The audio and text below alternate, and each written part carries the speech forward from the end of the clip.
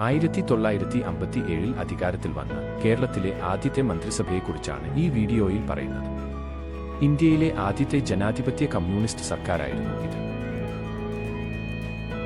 EMS Namboodiripad അദ്ദേഹമായിരുന്നു മുഖ്യമന്ത്രി. കൂടാതെ പൊതുഭരണ വകുപ്പും അദ്ദേഹം കൈകാര്യം ചെയ്തു. ഇന്ത്യയിലെ ആദ്യത്തെ ജനാധിപത്യ കമ്മ്യൂണിസ്റ്റ് മുഖ്യമന്ത്രിയാണ് അദ്ദേഹം. C. അച്യുതമേനോൻ ധനകാര്യ വകുപ്പ് മന്ത്രിയായിരുന്നു അദ്ദേഹം. പിന്നീട് 1969 അദ്ദേഹം കേരള മുഖ്യമന്ത്രിയായി. TV തോമസ് ഗതാഗതം, തൊഴിൽ എന്നീ വകുപ്പുകളുടെ മന്ത്രി. അദ്ദേഹം പ്രമുഖ ട്രേഡ് യൂണിയൻ നേതാവായിരുന്നു. KC ജോർജ് ഭക്ഷ്യം, വനം എന്നീ വകുപ്പുകളുടെ മന്ത്രി. പുന്നപ്രവേലാർ സമരത്തിലെ പ്രധാന നേതാവായിരുന്നു അദ്ദേഹം.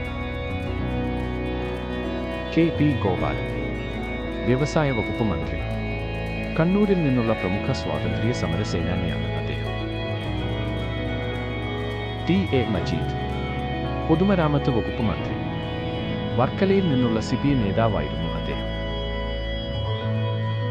PK ചാത്തൻ മാസ്റ്റർ തദ്ദേശ സ്വയംഭരണം, ഹരിജനക്ഷേമം എന്നീ വകുപ്പുകളുടെ മന്ത്രി.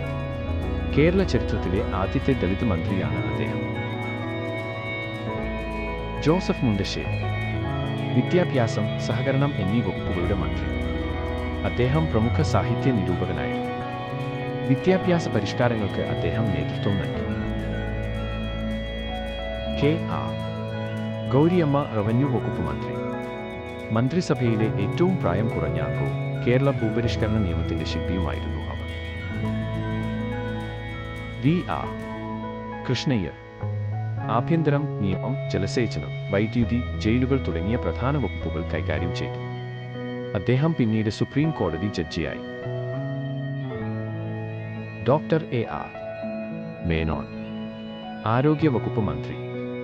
1957 അദ്ദേഹം കോഴിക്കോട് മെഡിക്കൽ കോളേജ് സ്ഥാപിച്ചു.